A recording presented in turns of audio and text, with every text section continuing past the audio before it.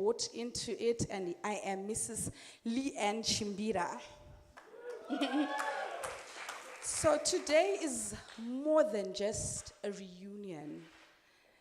It is a celebration of growth, of connection, and of journeys we have taken since being part of this transformative community. We are gathered here as creatives, as builders, as visionaries, but most importantly, as storytellers of our own lives. Our theme today is building and owning your authentic narrative. And it invites us to reflect deeply on who we are, how we show up in the world, and the power we hold when we choose to define ourselves boldly and unapologetically. This space we're in here tonight has been intentionally created for access to opportunity, and to each other, and equally for alliance, because we know that when we collaborate, we don't just grow, we thrive. So today I encourage you all to lean in, connect meaningfully, share openly, and most importantly, own your story, because your narrative is your superpower. Once again, welcome to the Access and the Alliance Exchange. Let's make this moment count. Thank you. I just want to quickly welcome our speakers on my left.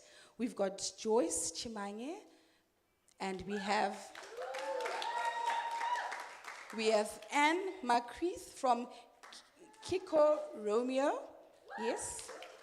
And also we've got Martin and Billy Roberts from Fashion Scout. Thank you. So today we're spotlighting somebody. We're spotlighting just in front of me here, Chido. I will ask her to join me in a few minutes. And Chido has been selected for a prestigious Creative DNA and Studio Smithfield program. This is an international fashion exchange bringing together imaging designers from the UK and Sub-Saharan Africa. It was launched early in 2026, and Creative DNA and Studio Smithfield is a collaboration between the British Council, the Paul Smith Foundation, and Project. The initiative offers only 6 designers the opportunity to travel, to collaborate, and build sustainable businesses through peer-to-peer exchange, mentorship, and hands-on learning in Ethiopia and London. Chido joined a carefully selected 2026 cohort that includes Salome Asfau from Ethiopia and Caroline Vito from London.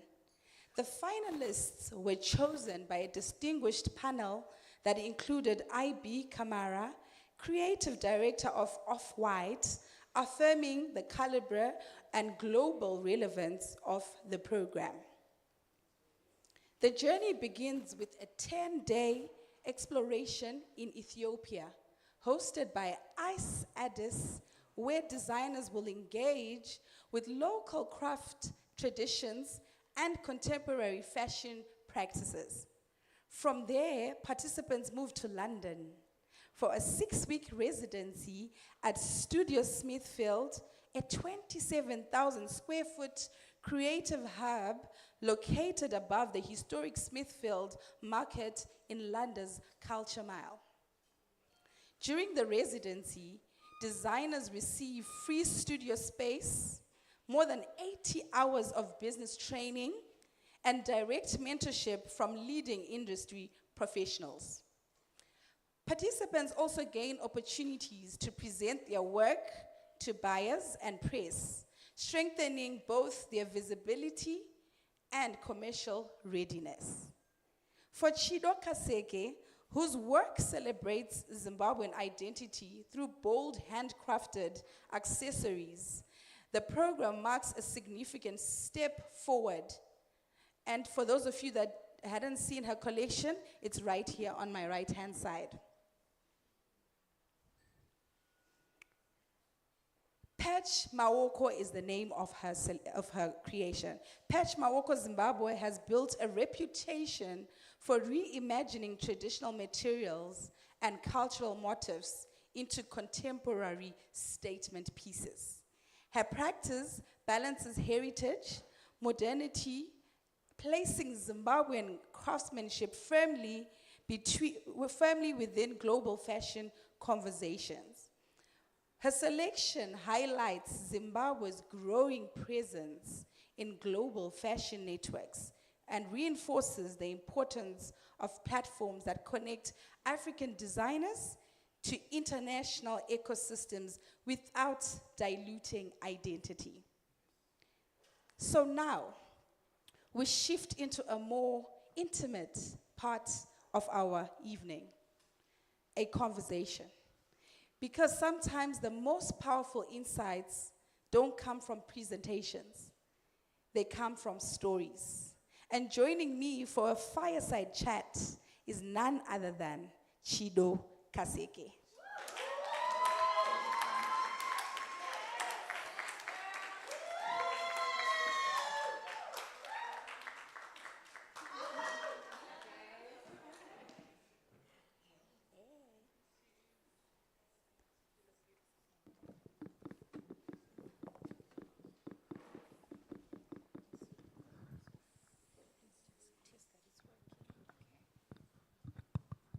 Hi. So, once again, let's all clap hands for Chido Kaseke. Thank you, guys. Thank you. Thank you. So, Chido is a Zimbabwean accessory designer and Creative DNA Africa alumni, and the founder of Patch Mawoko Zimbabwe, a brand that brings our culture to life through bold, handcrafted pieces. Congratulations, Chido, for the successful launch of Patch Mawoko under Creative DNA Africa. Thanks to Creative DNA, House of Stone Showroom, British Council, Paul Smith Foundation, and Project. Yes. So before we get deeper into conversation, I'd love to start here. When you look at your journey, I've known you and I've known your bags since I moved to Harare, and that was 2017. Yeah. So when you look back at your journey, not just as a designer, but as a storyteller, what feels like the most defining thread that connects your work to who you are? Okay, defining thread that connects my work to who I am. I think it has to go back to where I come from, who I am as a person, and wanting to be real about the stories that I tell, about what I do, and not being shy or embarrassed about what I represent. I think that's what connects what I do, because I believe when you look at my work, it's to someone who thinks about handbags, when they look at my work, they're like, really? Handbags like that? But to me, that's how I express who I am through my craft. Bringing my unique individual into my work. Thank you. Yeah. And I'm sure people are asking, you said it's because of where you're from. And now I'm thinking, where are you from? That P.O. has Box brought- Watsomba. I come from Tsonzo in the Eastern Highlands. Yeah, that's where I'm from. I'm deep Zimbabwean. Thank you. Anyone else from the and Eastern Highlands? Machuma. Yes, we have people here from the Eastern Highlands. Yeah. So, I mean, you know, I always also like to explain Patch as a legacy of, it's legacy work from where I was born into, how I was born into a family where, from my maternal side of the family, I grew up seeing my sekuru hand carving stone and wood. My paternal grandfather was a finger weaver of bark mats. So that's why I think my work is an extension of that legacy, because it's just stretching what we got from our forefathers and trying to push it forward. Beautiful. Stretching what was already started before you. Yeah. Wow. Okay, so I want to talk about the spark. You know, the spark that lights the fire. You spent time in Addis Ababa through the Creative DNA experience. And I imagine environments like that shift you in unexpected ways. Was there a moment, maybe even a quiet time, where something clicked for you about what it truly means to be an authentic designer? Definitely. Without a doubt, you know, the trip to Addis was such an eye-opening moment for me. I don't know how many people have been to Addis here, but the wealth that they have in their local craft is amazing. So that really sparked something within me to want to learn more about the local craft that we have here in Zimbabwe and how we can innovate it and refine it to also give it a place out there in the world for it to be seen and identified as Zimbabwean. It was amazing just to see how they create fabric within their communities, starting from family. The men are the ones, in fact, they take it from the farm into the family where cotton is grown in the farm, brought into the house, and the women are the ones that spin the yarn from the cotton. And every household has a loom where the men are the ones who are weaving the fabric.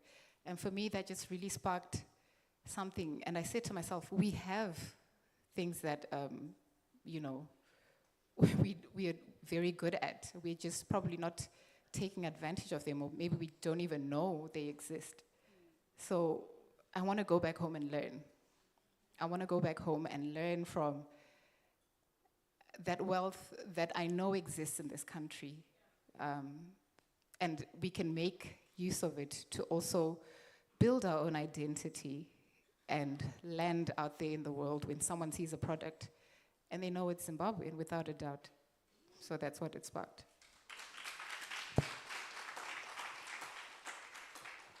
Lovely, thank you for that, Shido. And I hope not only learning, but teaching. Of course. Teaching us what you learned in Ethiopia. So the next one is identity versus global trends.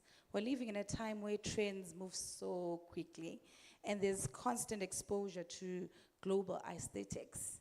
But your work feels very grounded and intentional. I say grounded because, like I said, I've known you for years, and there's been so much consistency in your work. Did that experience in Ethiopia help you refine your voice and reconnect with your roots in a deeper way? Definitely. I think it also made me want to dig deeper, to really want to know who am I really as a designer, not just as Chido, but as a person who's creating something that's going to be consumed by the world. And, you know, we had a session whilst we were there in Ethiopia, and this guy who took the session said, if you're creating from a place where you know exactly what you want to share, where you know exactly who you are, whatever story you're going to tell it from the heart, and it's going to be the most authentic. Whatever you're going to create is going to arouse so much curiosity, because a person will be like, what is this? And it'll stand out because it'll be different from what the next person created. We're all unique, we're all created differently, and we're individuals. That's why I think the world is fun, because when I look next to me, you don't look like me. You're created with your own powers and strengths. So I think if we're bold enough to make use of that uniqueness, to create from that uniqueness, we'll be able to create something that's really strong. Thank you. And, you know, I think a lot of creatives don't talk enough about pressure to keep up. I had a lot of pressure to be around creatives. So I wonder how that is like to amongst yourselves and to produce, not only to keep up, to produce, to be visible and to stay relevant. So did that space give you permission, even emotionally, to pause and start looking inward instead of outward? Yeah. It did. You know that Jah Praises song that says, "Ansima zikomborere zvinobva kwaunobva," right? Kwaunobva kure, kwaunotsvaga kure handiko. I had time to reflect. Like I said, I think the story is consistent because it's really narrowing down and nailing down on identity. When you have nailed it and pinned it down and you're proud of your heritage, where you come from, whatever you create is going to be different to the rest of the crowd. We had trips to boutiques around Addis, where we were seeing the work that's being done by local designers. And it's lovely work. They're taking advantage of the fabric that's created locally by the local weavers and things like that. But I couldn't help to think, okay, like, it's nice that they're making use of their local stuff, but it looked like it had been done by the same person. We have so much pressure because we want to create things that someone else out there loves. We want to keep up with the trends, but we're failing to then create something that is going to be different and unique for the end consumer. So yeah, definitely there's pressure to conform to what you feel consumers want to receive when you create.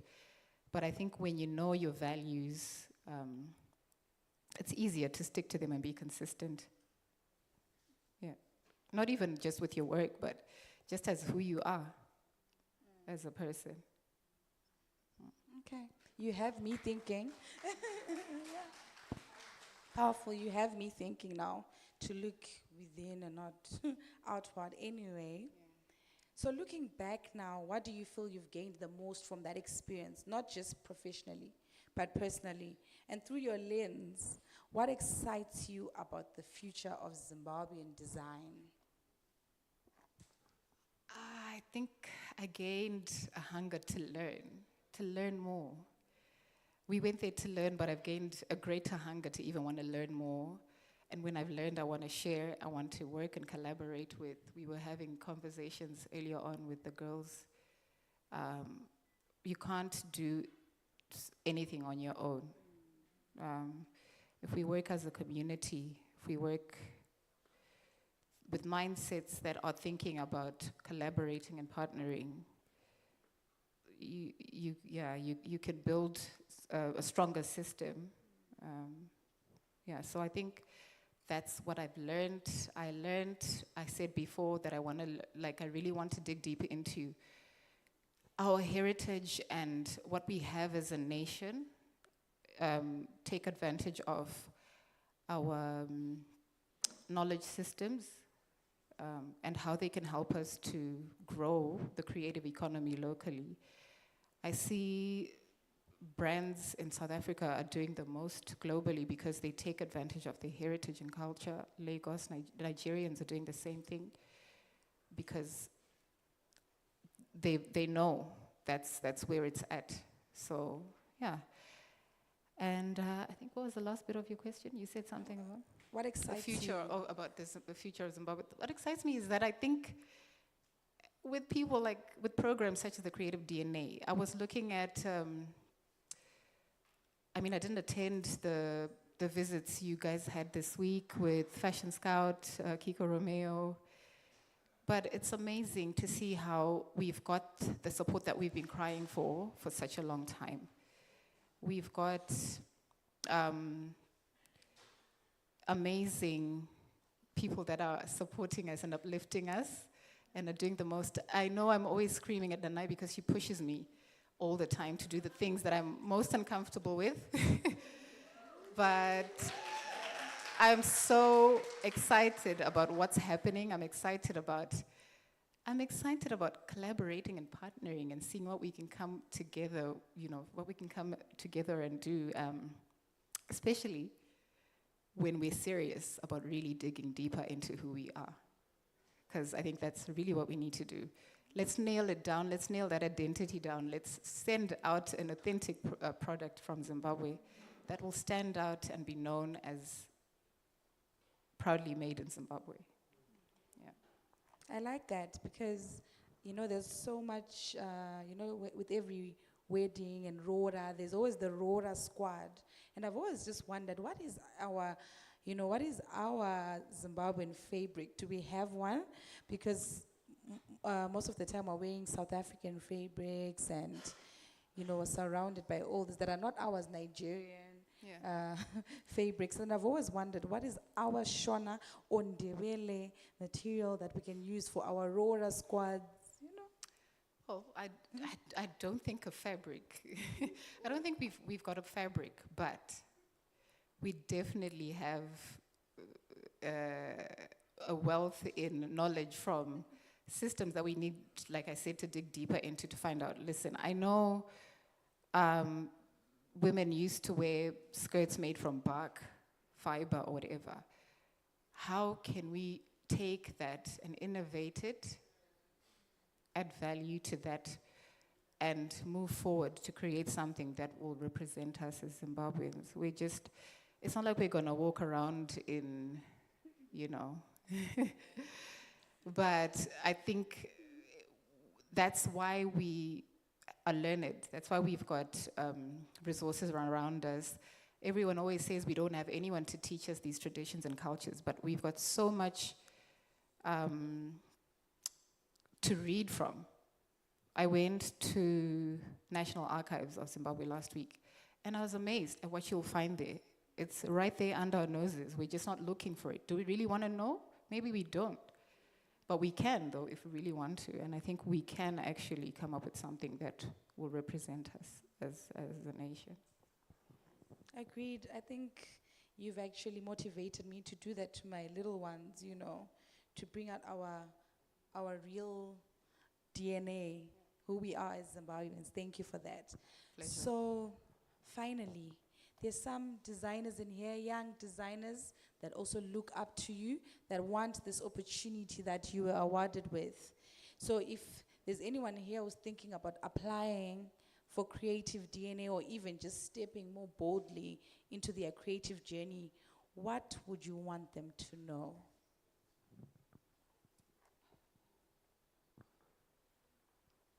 I think it's all about having the hunger to learn more.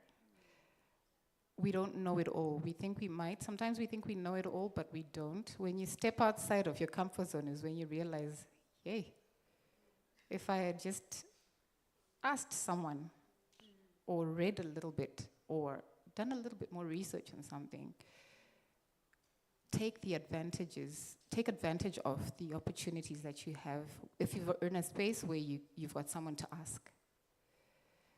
We've got Auntie Joyce here, wealth of knowledge. She's local, and she's been in the industry for such a long time. Let's make use of such invaluable resources around us to grow and also share what you know, because I think that's how community grows. Since the beginning of time, we always used to do things as community together, sharing and learning from one another. So I think if you have that mentality of wanting to learn and sharing what you know for the next person to make use of, yeah. Also, just put together some money for Danai. I'm sure she'd want to to help. But yeah, I think that's what I would share with the young designers, and really take time to know yourself. It's not even just about your work, but also just for your own wellness. Who really am I? Like, what do I like to do? What do I want to create? Or what do I want people to know about? Hi, Sean. About what I'm creating out there. When someone experiences my work, what do I want them to feel?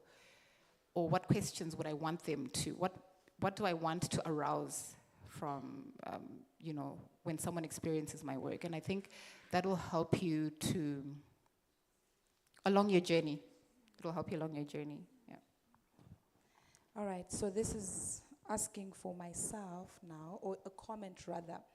Did you study something else that is not necessarily on the creative and designing side? I did business management with UNISA. I've got a degree in business with UNISA. Management, And yeah, I never school for this. This is just something that lives within me. Like I said, it's an extension of a legacy from my family. So yeah. Okay. I'm asking because, we come from, those olden day parents where we have it's either you did a medical degree, a law degree, accounting, or engineering. There's those 5 prestigious jobs or industries that our parents pushed us. The only ones that you can make a living from. Yes. And, I remember my younger sister studied fashion. She had 12 points in A level. And before the results came out, we're like, okay, you can go study fashion. The minute she got 12 points, my dad was like, but there's law, And then my mom was like, yeah, there's accounting. Are you sure? So, thank you. And please push to educate us as the new parents that our children can get into this as a full-time profession and that they can make a living out of this. And it doesn't have to be a side business, but a main business. Yeah, no, it's my pleasure. It's definitely not an easy fit, but, we do what we can, and we keep pushing. Like you said, I will try my best. Yeah. Thank you. Okay. Thank you. So, Chido, are you happy with us opening to the floor? Not really, but yeah. We'll be taking about 3 That's questions fine, from yes. the floor. Any questions for Chido?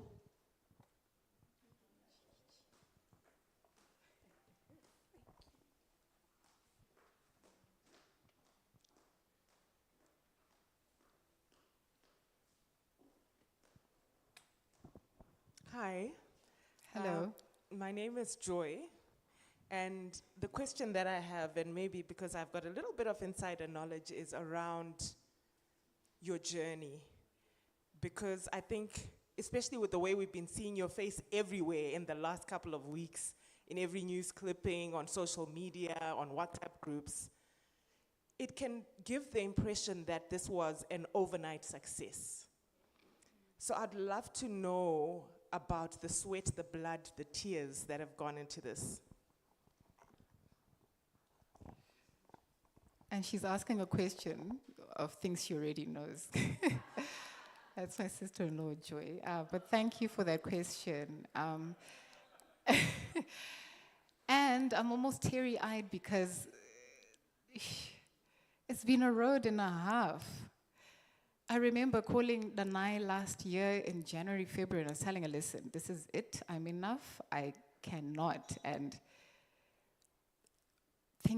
they just were not making sense. I was in a position where, we hadn't made any sales, I had to pay bills and salaries. And it's like a cycle, right, with business.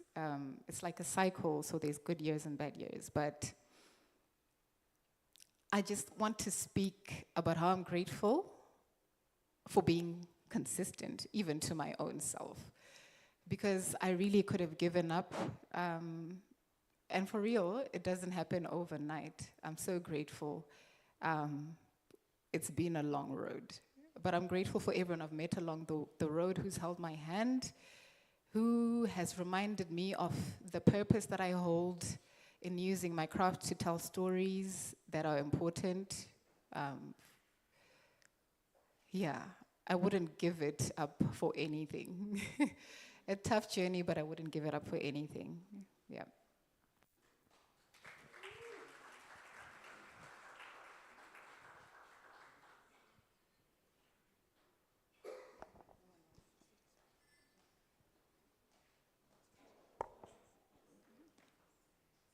Good evening, everyone. Kadizwengu Salibonani. My name is Shamiso Machuma, Africa. My question is, how can we remain relevant as Zimbabwean designers? Like what you were saying, that nowadays there's a lot of fashion trends coming in. And even when it comes to accessories, there are big chunky accessories. Even when it comes to bags, leather, a lot of emblems and stuff. How best can we, number one, remain relevant? Number two, to also bring out the Zimbabwean aspect of who we are as designers. Thank you. I think the way I want to answer that question, Shami, is you as a person, say you've maybe met a new friend along your road or your journey, and this friend decides to come along characteristics that they have, and it's very different to who you are because you're your own person. Are you going to change who you are so that you can become a friend to that person, or you are going to remain the person that you are so that you can also add value to their life as an individual? So I don't know if that helps to answer that question. Like, if we know ourselves and we have a strong identity, I don't think we're easily shaken. And I don't think we should be easily shaken, because it's like you're taking away bits of how you're created so that you can blend along and walk with the crowd and look cool. So I think that's the easiest way I can answer that question. I don't know if that answers your question. If it doesn't, please tell me so that I can find another way to answer it. But I think being relevant really, the strength in being relevant lies in being authentic.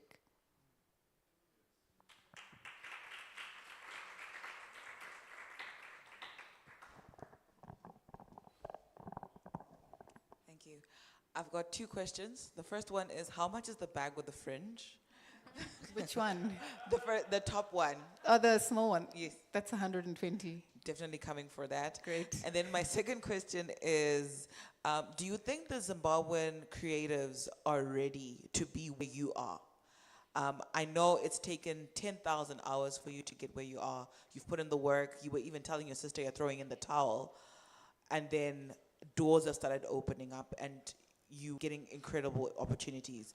If you're looking at the creative landscape, the designers that you know, do you think we're at a place where if the government wanted to sit down with us and have a conversation about policy change, if the Fashion Council wanted to sit down with us and see how to strategize about moving forward in this creative space, do you think the designers are ready for that? I honestly think we've been ready for a long time. We just haven't had the support that we need to actually move forward. I think we've been ready, and I know you know it. You're ready. We've been ready for a long time. Yeah. And I think also, is there ever a time where you say you're ready, or you grow as you go? You want to be perfect. I think we've been ready for a while.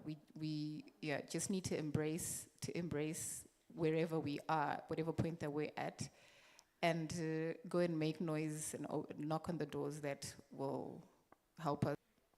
All right, thank you.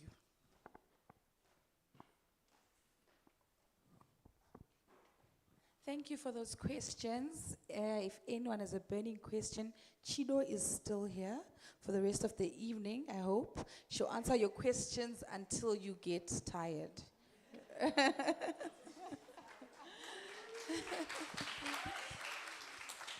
Thank you, Chido, for joining me. Thank you and so much for for having sharing me. I'm your so glad I got to story do this us. with you. Yes, Yeah. so am I.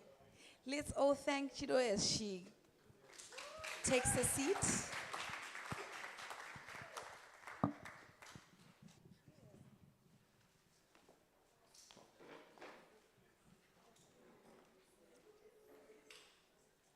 So amongst us, we have the gurus of the industry, right? If it was medicine, we'd say we have the physicians and the neurosurgeons, and so we have the gurus of the fashion industry. And please allow me to welcome our first speaker, who is Joyce Chimange.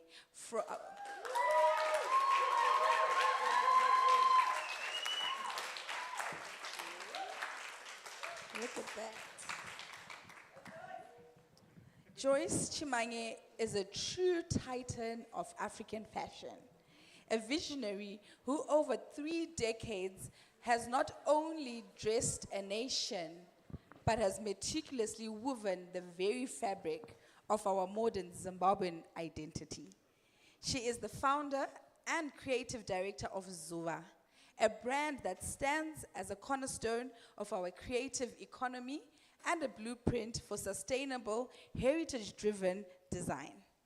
Beyond the runway, she is a dedicated mentor and cultural custodian who has paved the way for every designer in this room today.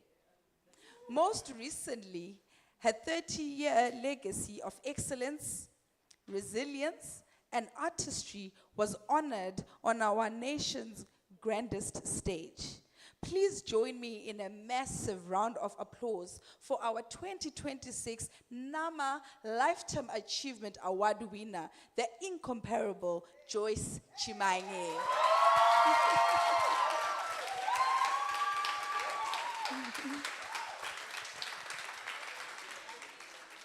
Joyce, the stage is yours. Oh, I thought you were going to be joining me up here. I'm alone. Hi, everyone. Thank you to House of Stone, the British Council, the Swiss Embassy, all in attendance today for giving me this opportunity to share my journey with you. So my journey, according to my mother, started when I was still quite young. There were 4 of us in our family, and my parents were struggling to, pay fees for us, pay their mortgage. So when we went dress shopping, we would go at the end of the sale. So the new stock would come into Edgar's or Truett's or Topics. We would go at the end of the sale because we could not afford to buy the merchandise as it hit the shop because it was more expensive. So what would end up happening is, and I was quite small then, you would end up getting a really huge dress, and my mother would just say, no, don't worry, we'll get home and we'll, sort it out.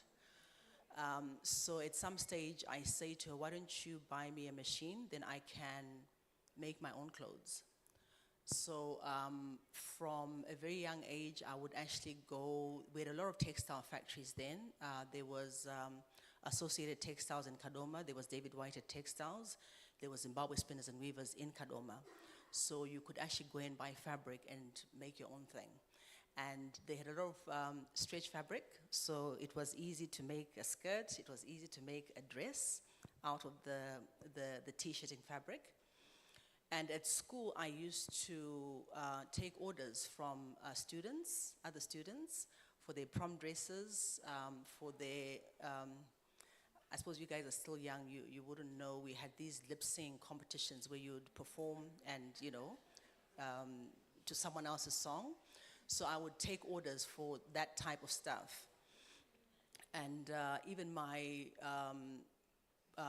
upper 6 dance dress, my parents could not really afford to buy me a dress. I said, don't worry. I came to Harare, my cousin took me fabric shopping, and in an afternoon I made my garment for the dance. Then when I was in lower 6, I was meant to do geography, biology, and English. Then I say to my dad, you know what, I really want to do this fashion thing, so can you allow me to drop the biology because of the books? In fact, I'd done the first one and the books were like that high, and I just said, I don't really want to pursue this. And I said, can I pursue art? And then I'll go into fashion. And like I was sharing yesterday, we did not have internet those days. So the stuff you knew about was either in a magazine, in the newspaper, on radio, or on television.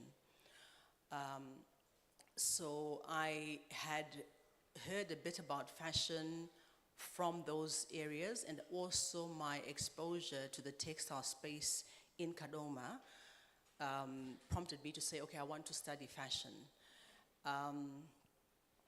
Then I dropped biology and I did my O-level art in lower 6 and I did my A-level art in upper 6. And then I applied for a job because my parents could not actually, nowadays I suppose I can afford to pay university fees for my children to go to university. But back then my parents could not afford to pay university fees.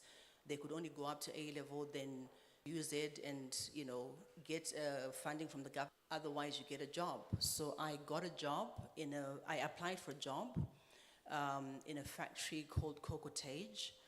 And the owner of a textile company called Victor Cohen, who owned Con Textiles in Chitungwiza, his son, Glenn Cohen, owned a factory in Chinoy Street. So I applied, and the next thing they said, yeah, I got the place. Then I went in, and they interviewed me. I knew nothing, but they agreed to take me on. It was very exciting. I'd never been in a factory before, in a clothing factory before, and my parents were not very happy because they thought maybe I should have gone to the Polytech and done something. But I said to them, no, I really want to try this and see how far I go with this. So when I entered the industry, there were only, I was explaining yesterday, 2 designers, black designers in Zimbabwe. There was a lady called Judy Mapondera, but she was Black American, married to a Mapondera gentleman from here. There was a lady called Patience with a company called Sivan. So they were also not happy because their knowledge of clothing, textiles, was that as a person of color, you did not, there were certain positions that were not open to us. But this company opened up this position for me. And they were so warm to me. I learned so much as someone who had just come out of school. And then halfway through the year, I saw that they were sending people for management training, blah, blah, blah.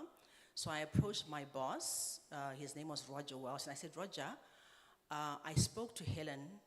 Helen was a designer who had trained in Cape Town, and her husband used to be a sales rep at the company. And I said, I would like to study in South Africa. Then if you guys can help me with part of the fees. Then Roger was like, I don't know, let me ask Glenn. Ask Glenn, then Glenn said no. And that was my first time where I fasted and prayed for something, fasted and prayed for that. And a few weeks later, Roger came back to me and said, oh, Glenn said it's okay. They'll pay half, you pay the other half. They'll pay the first half, and then you look for the second half. And then I applied to the college that Helen went to. Then I took off and I went to Cape Town. And back then, Mandela was still in Robben Island. And I just watched a British BBC documentary on Eugene Terreblanche, and I was really scared to go to South Africa. But I was pleasantly surprised, even as I went there, and the res I was staying in, I was the only person of color there, but I was welcomed. I made friends who some of them could not speak English, they spoke Afrikaans. And so we spoke to each other in Afrikaans and in Shona with some of them because they would refuse to speak English.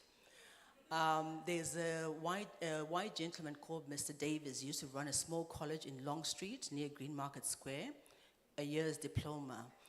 He used to work in a factory before in Bulawayo, and he set up this college in Cape Town. So it was very intense. From 7 o'clock in the morning until 5 o'clock in the evening, we had a lot to go through.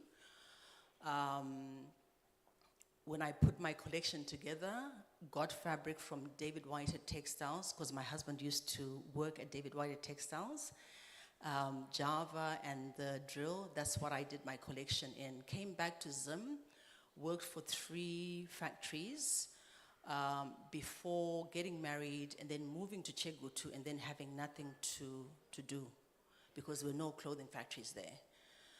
So for the first few months, I was a PE teacher, and I didn't really like it, and I had to travel like 30 kilometers to this particular school to be a PE teacher. Then my husband said, "Why don't you start your own business?" And I said, "No, I don't really want to. I want to work for someone." Then he says, "No, start your own business." Then he helped me to register my business, and then I started my small business in my bedroom, in one of the bedrooms in the house. And I got a tailor from Harare, and so I was the designer, I was the pattern maker, I was the tailor. And then at some point when I got pregnant with my first son, my husband would come home and he would cut the patterns that I would have made that day, and then would pile up work for the tailor to sew the next day. And like I was saying to some of the creatives yesterday, that allow your business to grow organically. Yes, you can, but without a market. Find the market for your product. Because I've spoken to other young designers who say they've made stuff and they want to sell it. And I say, who do you want to sell it to? They're not sure. And I said, but how can you make stuff when you're not sure who you want to sell it to? You must identify your market first. Then you produce according to the demands of the market, not to leave stock sitting there, because that's money that's sitting there, which could be earning interest somewhere else. So my business grew organically from being in the house with a tailor. I employed a cutter so I could make more patterns per day. And then from being inside the house, moved outside the house into the garage, renovated it, then had a couple of tailors. Then at my peak, I had 30 staff members, tailors, a cutter, a pattern maker, a driver, a presser. And at some point, I think we were doing more than 30 corporate orders. So we did corporate wear. We did manufacturing for Country Road. So Country Road was the Dawood family who owned Zimbabwe Spinners and Weavers, had the franchise for Country Road in Zimbabwe, and they were manufacturing in Mauritius before. Then I did some work for a lady who had a brand called Aztec in the UK, but it was kids wear, but she would give me the specifics of what she wanted done, samples and all.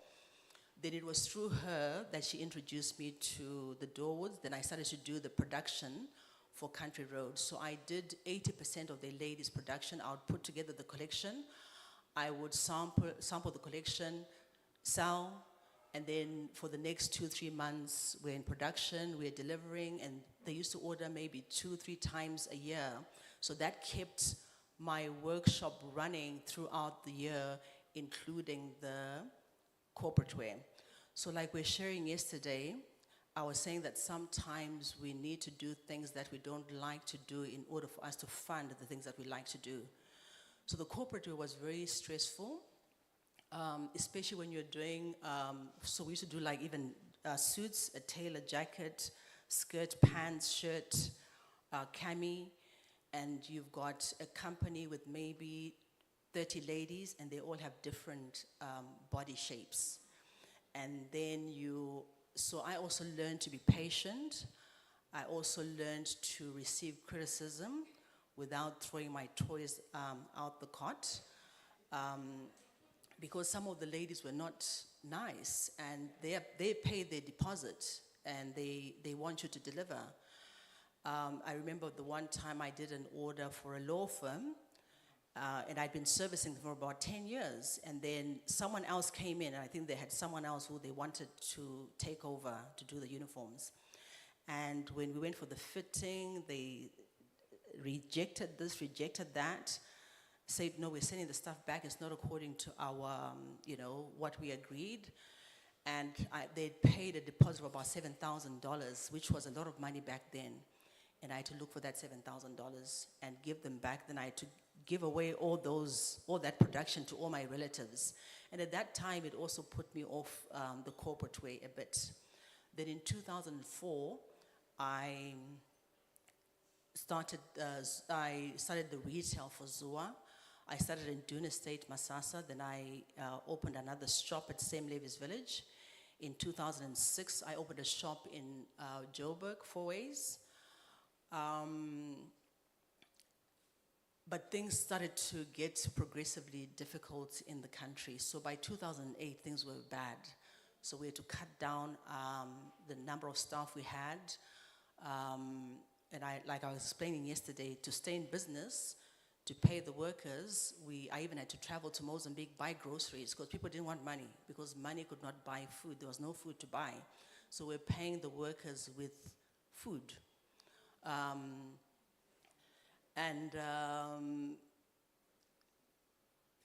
We carried on, because for me to stop, I was looking at it this way, that you know what, you are pregnant with a baby, and things are difficult, then they get so difficult, you abort the baby. So I said, you know what, I need to give birth to this baby, I need to grow and mature this baby. So I carried on pushing. So we later on closed the shop in South Africa, because we're now doing US dollars in Zimbabwe, and you would make more money here than in South Africa, and I just didn't like the going up and down. And then we slowed down on the corporate way, and then we focused more on the retail. I was speaking to a colleague. She's in her 60s, and she owned a retail space in Harare CBD. And she was just saying, she's carried on, but she's reduced her store now. And she was saying, you know what, it's so difficult now. She was giving an example.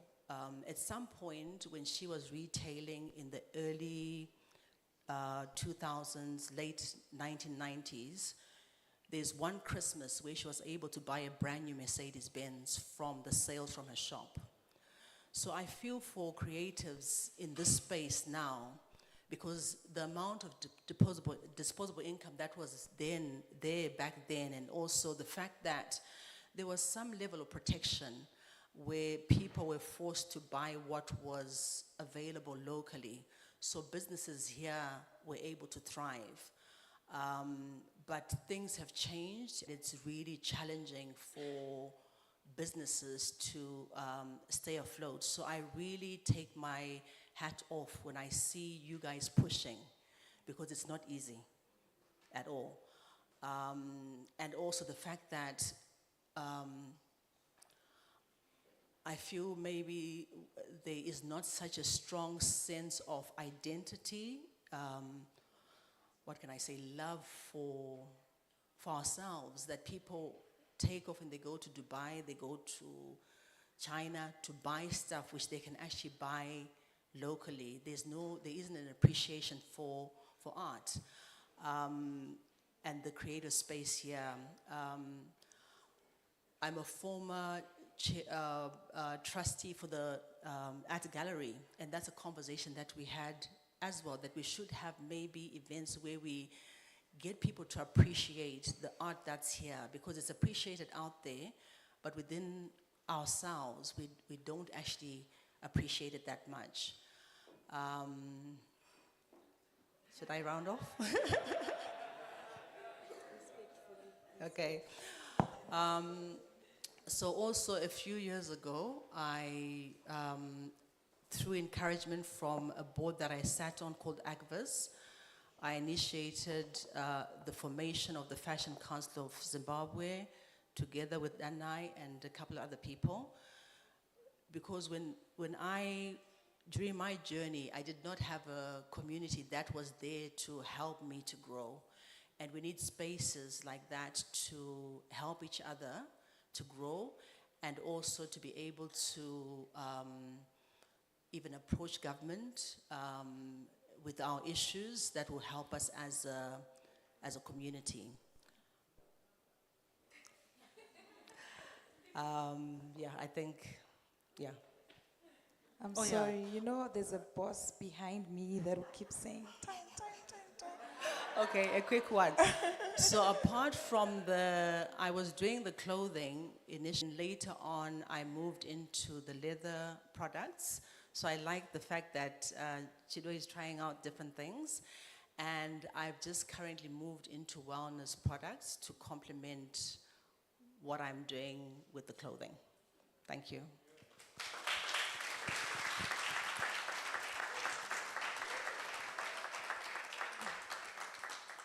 I love everything about that. I think besides ending up in a medical career, my favorite subject was history. I love the storytelling. We grew up going to the rural areas with our cousins over Christmas and big holidays, and we stayed and we spoke for hours and we didn't sleep those holidays because of this storytelling. And I think I still talk too much and I'm a storyteller, so I could really engage and I wanted you to go on and on. I really enjoyed that. Thank you. There is a burning question from Farai. Farai has a burning question for you.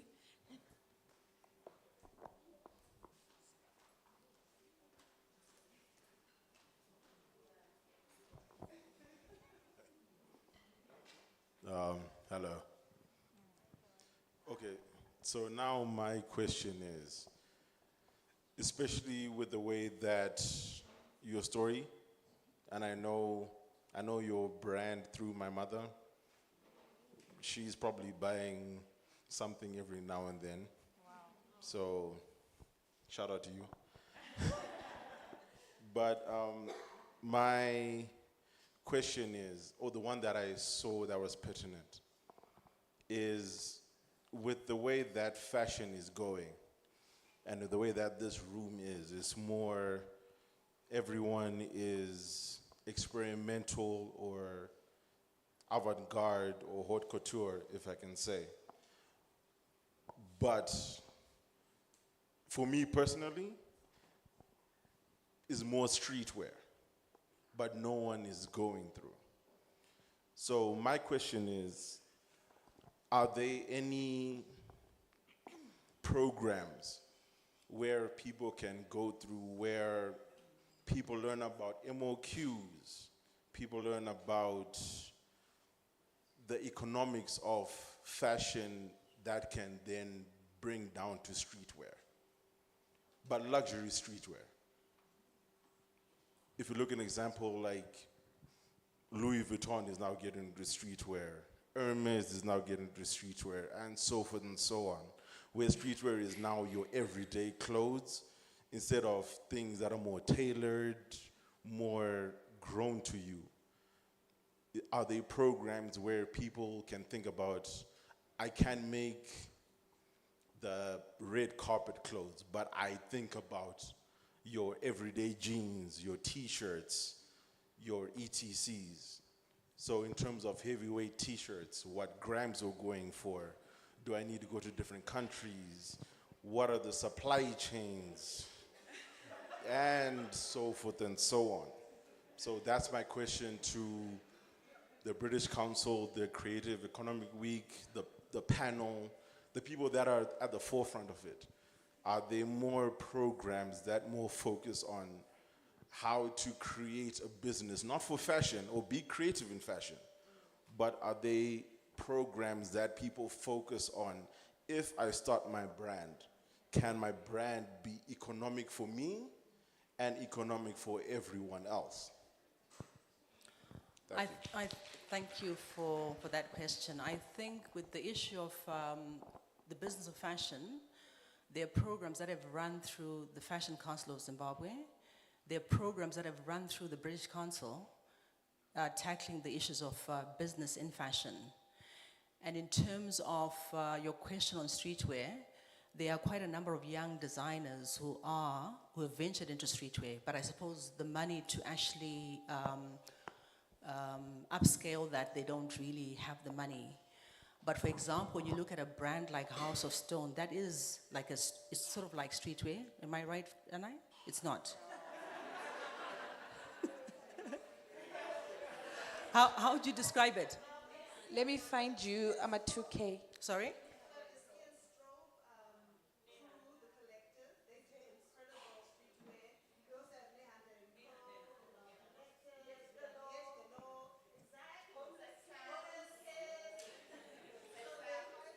So I suppose you need to.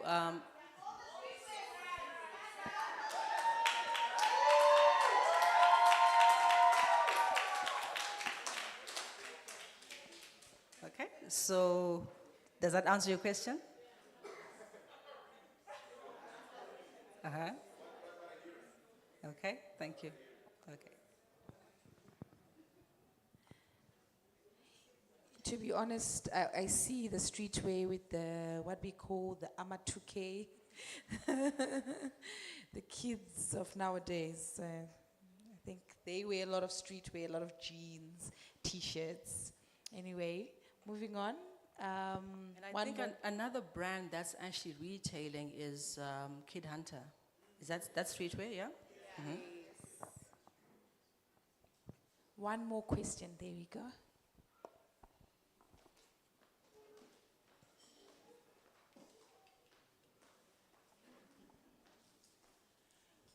Hi, everyone. My name is Majita, and I'm a content creator. So this question is more or less for content creators or people in the broader scheme of the creative economy outside of fashion. How can the creatives that are not in fashion assist in growing the fashion industry in Zimbabwe? What can we do to collaborate, to contribute, or to actually just make things better for the Zimbabwean landscape to make sense for those that are outside? Because you'll find that a lot of the times you wear something that was made by a Zimbabwean designer, you'll post it on your Instagram or post it on your TikTok, and people will be shocked. Be like, oh, that's a Zimbabwean designer? I didn't know that. So how can we then collaborate as content creators as well as fashion designers in growing the fashion landscape in Zimbabwe? Okay, so I'll answer that briefly, then I'll hand it over to Danai. So as Fashion Council of Zimbabwe, we came up with an initiative called the Wear Zim campaign, which was profiling Zimbabwean designers. So if you go onto Instagram, you'll see that particular page, and you'll see the different designers and the different collections that they're carrying. Hi there, Majita. How are you? Good. So, if I understood your question properly, I think you're thinking about collaboration. Is that what you're talking about? And honestly, it's about being proactive.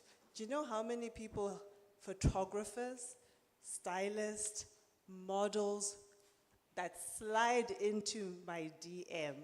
But when you do that, have a plan, right? So when you're sliding into someone's DM, you don't just say hi, first of all, right? When you slide into someone's DM, definitely do not say, hi, I'm a model. So I think it's professionalism that's lacking within our industry. So for example, if you wanted to collaborate with me, at least say, hi, my name is Majita, give me a little bit of background about you, the work you do, send me a link about your work, and the vision and idea you have about how we can potentially collaborate. And if I want to hear more, here's my email, here's my number, contact me, be precise. People are busy, that's the honest truth. And we want people that have intention about their approach, not just someone that's just shooting into the dark and hoping that, Pangwenasi, it will work. That's not the energy that we need, especially if we're trying to progress the energy. I mean, the industry, not the energy. But yes, that's true.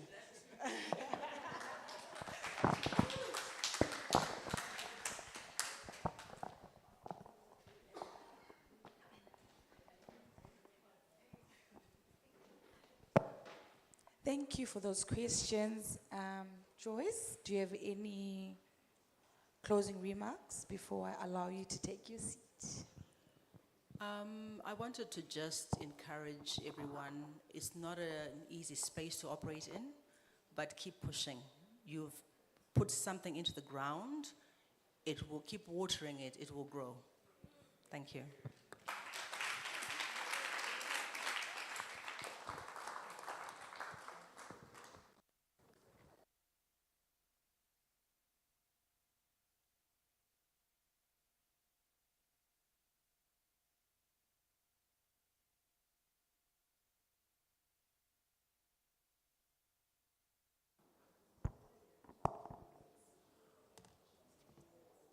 All right.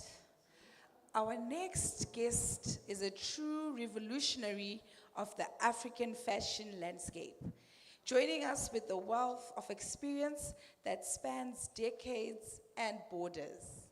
As the founder and the chairman of the iconic Kenyan brand Kiko Romeo, she has spent over 25 years proving that made in Africa is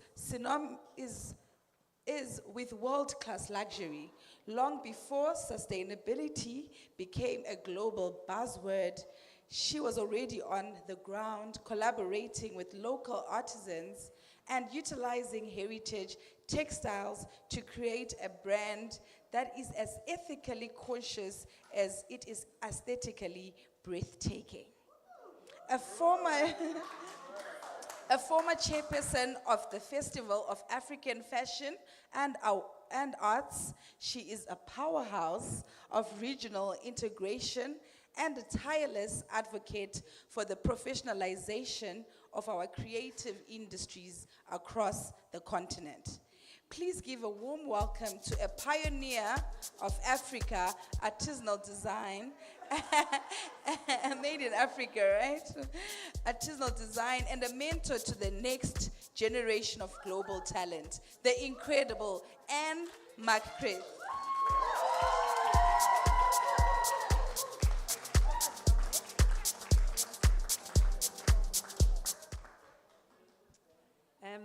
Is it okay if I stay here? I tend to move around a lot, lose my mic, fall over, things like that, so this seems safer. So, thank you very, very, very much for welcoming me to Zimbabwe. I feel it's all of you and it's all of the ancestors. My trip has just flown and everything has synced and it's just been an absolutely wonderful experience. So, heartfelt thanks to everyone that made it happen. Very, very grateful. So I'm an energy healer. I don't say it lightly. I channel divine energy. I've actually been to school to learn how to do it. I did that during COVID. My brother was an energy healer. He started showing me what to do. This was in Scotland. And then when I came back to Nairobi, where I've lived for over 30 years, I was able to enroll in a school and do class after class after class after class. And then I realized that although I was using these techniques to heal people's mental and physical ailments, I'd actually been doing that all my professional career with fashion. Because we designers make people look good, and when they look good, they feel good. True? And as we make our things, we also connect to our soul, and in that process, we feel good. We put love into what we make. And any of us who work with our hands, whether you're working with plants in the garden or you're doing what we do with a needle and thread, you feel connected, you feel rooted, you feel grounded. And in that process, miracles happen. Now, we've reflected today on this with our wonderful teacher, Gilmore. And having talked to many creatives in many different spaces, not just fashion, I discovered that many of them feel that their most inspirational creations come from that moment of deep inner connection. Not something like what my inner connection is different from what your one is, and so on. And in those deepest moments is when we really bring out a genius. And sometimes those mistakes are actually the things that become the miracles, because you invent something you couldn't even possibly have imagined before. So I started my journey a long time ago in Scotland. I actually had a South African mother, so I was very interested in Africa from an early age. Along the way, I studied African history. I ended up in fashion school in Italy. I worked in Barcelona, Rome, Milan, and so on. But actually, I came to Africa first because I went on an exploration journey of my mother's history. But then I even ended up in Zimbabwe at some point in 2004 doing aid work. And I came doing aid work because just like Joyce described, sometimes the fashion journey isn't very even. And I had been absolutely booming, and one of my first clients is actually a Zimbabwean, and she's in the house tonight. Priscilla, can you stand up? So I want Priscilla to stand up because she's actually wearing one of our latest outfits.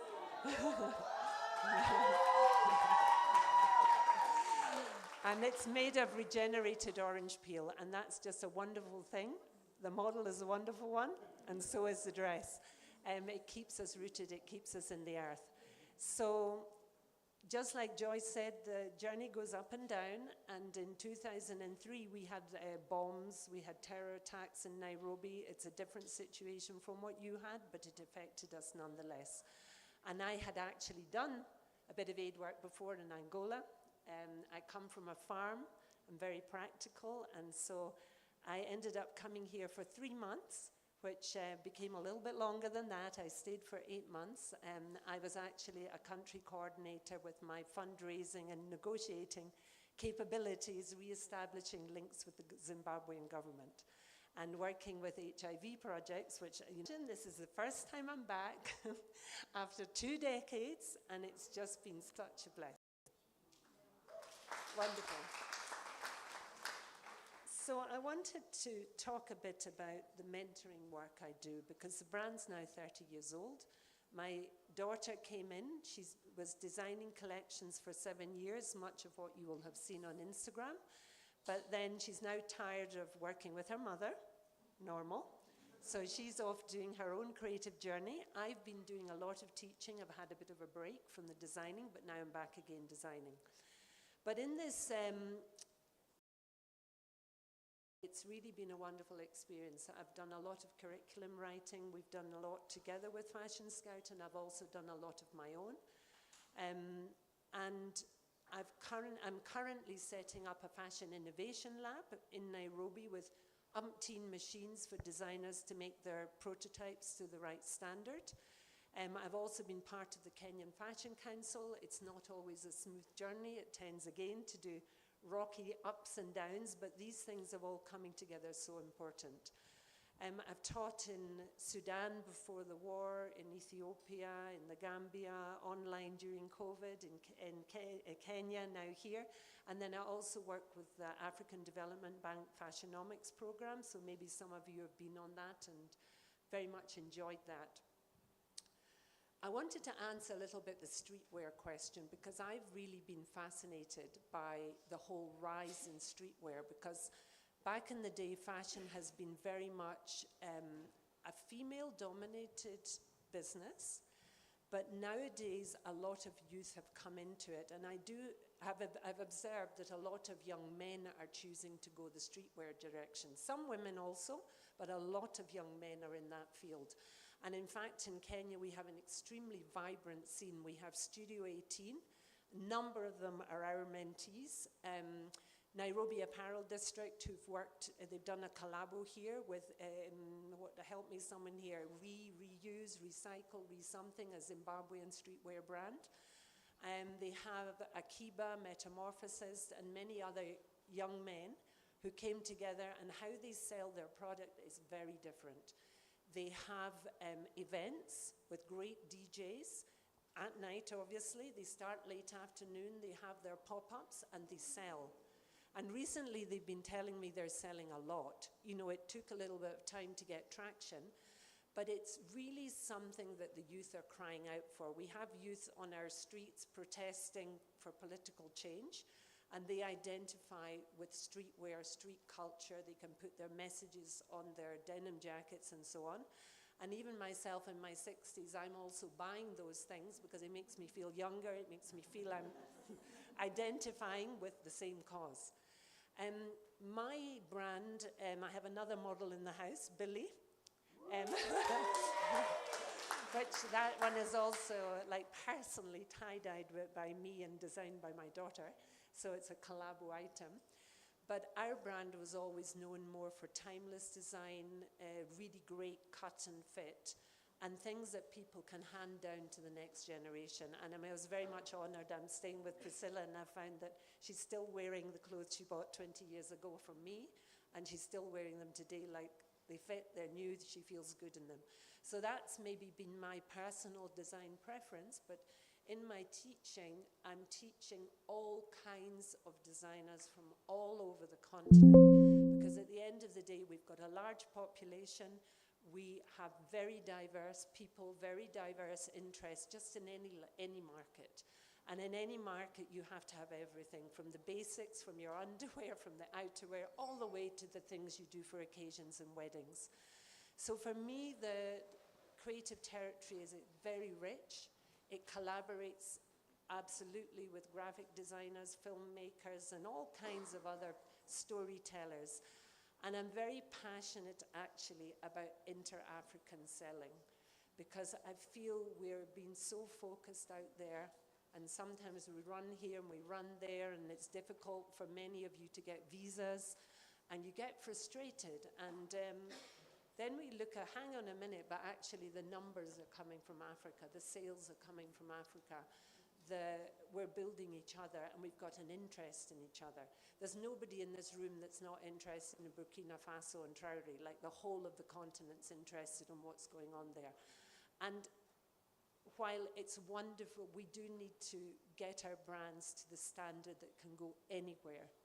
And I also agree with Chido, we're always ready. Like, if you give us the opportunity, we'll find a way to make it happen.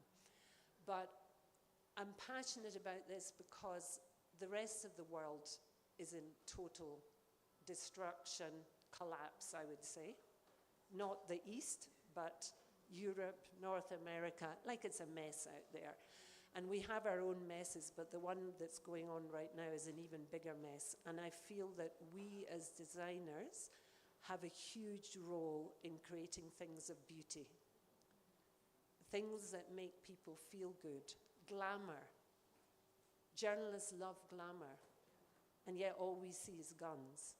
So I feel we all have to just rise up, keep telling our story, become more and more vocal, and create movements. And so after this journey, I'm looking forward to collaborations between Kenya and Zimbabwe, all these young people I'm teaching there, young people here. They have other young people that are teaching in other places. Like, we need to connect and collaborate together and find our markets together and inspire the general population to, like, have pride in what's going on here. Forget about out there. Let them get on with it. But let's do what we have. And of course, sorry about my Scottish accent. Makes it a little bit confusing. Anyway, so I think that's what I have to say, but just all of us are energy healers. All of us are soul doctors. We're creating beauty in the world, and we're giving hope. And I'm so proud of you all, and let's keep going.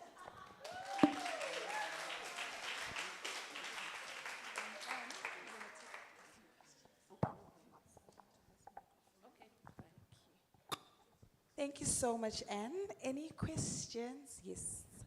We're just taking 2 questions for this round.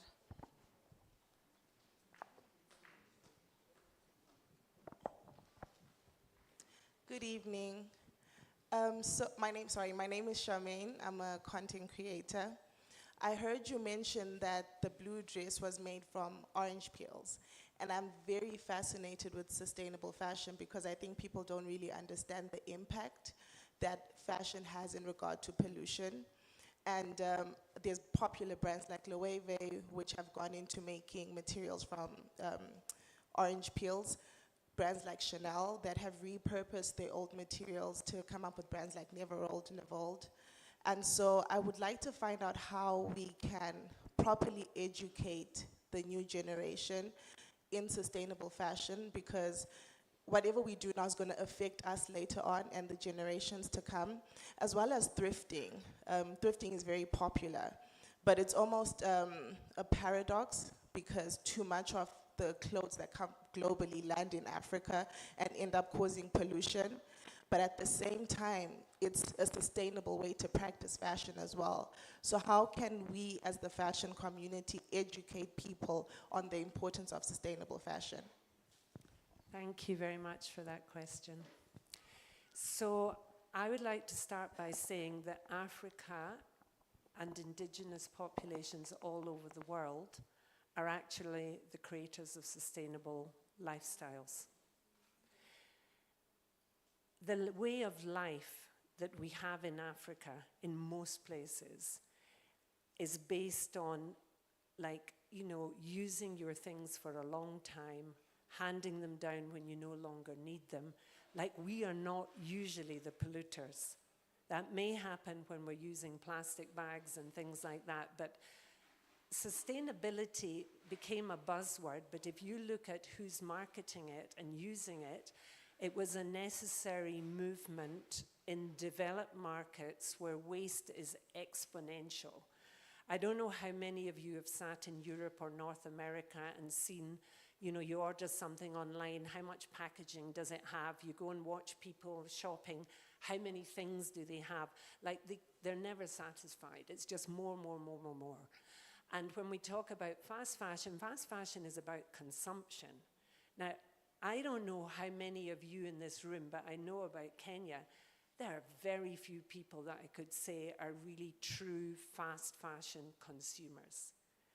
Everything is shared. Everything is like, you know, this doesn't suit me, I give it to my friend or my relative. So I'm very conscious that when we talk about sustainability from an African perspective, we mustn't write ourselves out of the narrative. We're the number one where the sustainability thing came from. We just are having to adopt certain buzzwords that resonate in these developed markets who think they've invented it. Now, when I say that, I don't mean to be rude, because there's many conscious consumers in those markets who are exhausted by the level of consumption. And they have needed these movements to change people's consumer behavior. But what I'm getting a little bit concerned about is when I hear graduates or people studying fashion in Kenya coming to me and saying, oh yeah, because you know, sustainable fashion and I have to figure out how to do it. And I'm like, you're already doing it. You're already doing zero waste. You're already looking after your workers. You're already feeding them. You're giving them tea. You're paying their transport. These are things that are not happening in other markets. And so for them, that is very unusual. And so they talk about it lightly, whereas we think of it as normal, and so we say nothing. And so it's a little bit of a balancing act about how do we present that to a global audience, being authentic to ourselves, not erasing what we're already doing. And then just embracing what we know from our own cultures, respecting them, understanding that, yeah, we're at the core. We're the inspiration, we're not the followers.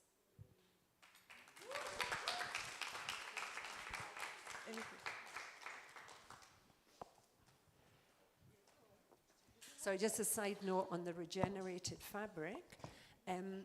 We don't have the technology currently. Who is sponsoring us? I'm trying to raise money right now for something to regenerate agricultural waste anywhere in East Africa. And I've heard there's someone else now doing that as well with restorative agriculture, because we don't have the investment in our in technology to process our agricultural waste. You can make textile from sugarcane, from maize, from everything, just like you do with bamboo.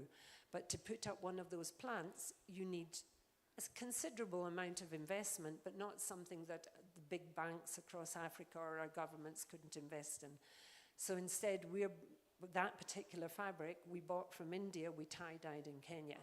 But then was it like enough? Like, we have our own waste, can we deal with our own waste? And then just adding on the sustainability thing, you do know that all of this dumping of second-hand clothes in Africa is tied into trade deals. So the previous AGOA, I have no idea where we're at right now on that one, so I'm not talking about today. A year ago, the trade deal on AGOA for zero duty into America came with the price of accepting its textile waste. That's how the trade deals operate. They're like, we're giving you this, but we're sending you that. So we are handling global waste without the resources given to do it. And that is a very big problem. Yeah.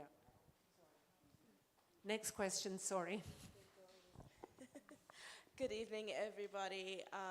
Thank you to Creative DNA and to our guests who have traveled so far to be with us, and the local guests who have pioneered this industry for us. I'm Rutendo of Monkey Rain Atelier, Creative DNA Cohort 2. I just wanted to ask, Anne, what is your opinion on appropriation and being cultural appropriation and being inspired by different things? We see things like, I don't know, in Zimbabwe, in here we call it changani bag.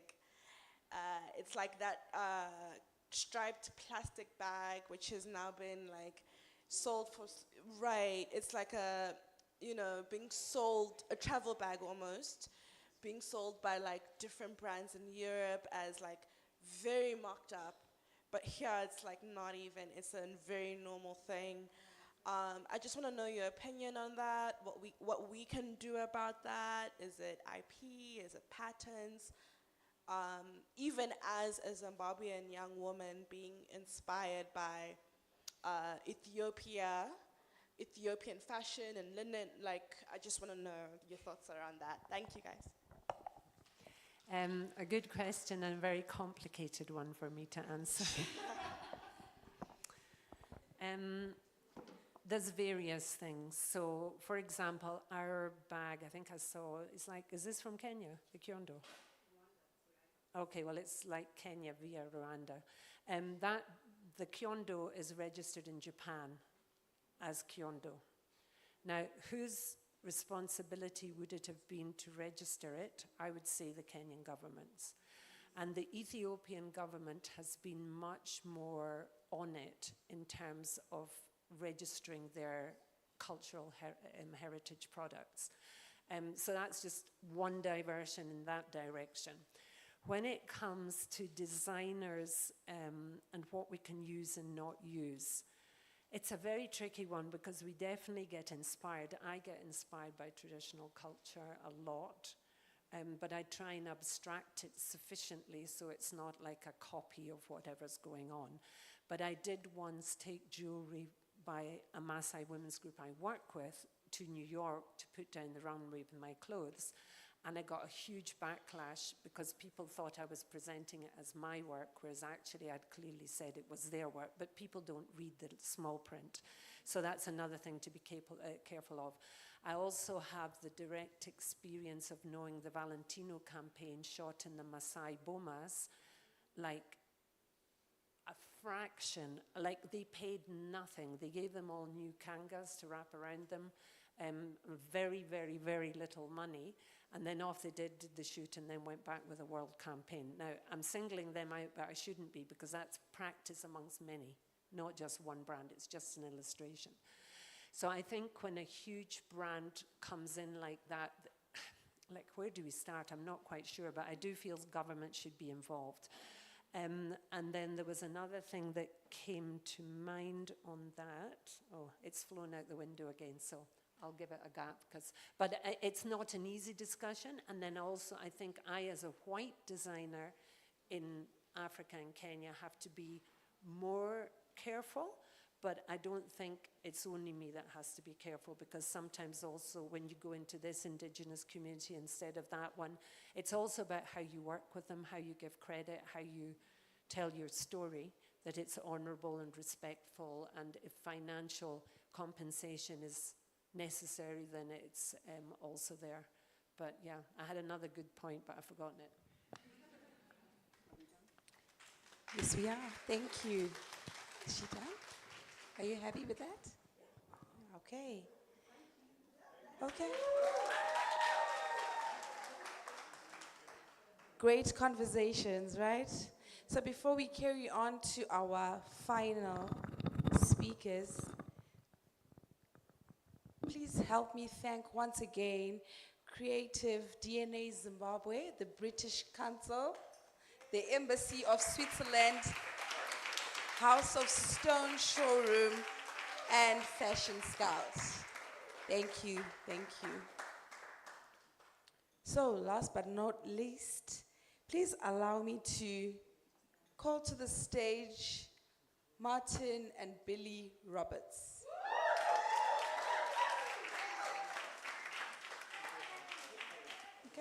Yes, yes, please. So I'll, yes.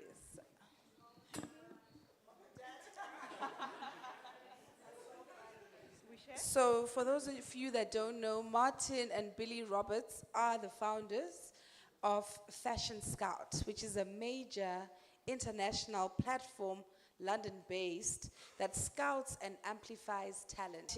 Allows the conversation to shift toward global scalability, international trends, and how African designers can break into the world of stage. To conclude our power talks we've had this evening, we look toward the global horizon with a man and a woman who have spent 2 decades discovering and amplifying the world's most exciting creative voices. Fashion Scout is the largest independent showcase for emerging designers at London Fashion Week. He has been the driving force behind the international success of household names like Iris van Herpen, Peter Piloto, and David Coma. With a footprint that extends from London to Paris, Kiev, and across the African continent, he is a strategist, a mentor, and a relentless advocate for adversity and innovation on the world stage. Through his work with Creative DNA, he continues to bridge the gap between local talent and global markets, ensuring that our stories are told of the world. Please give a massive Harare welcome to the visionary behind the global launchpad for the new talents, the directors of Fashion Scout, Martin and Billy Roberts.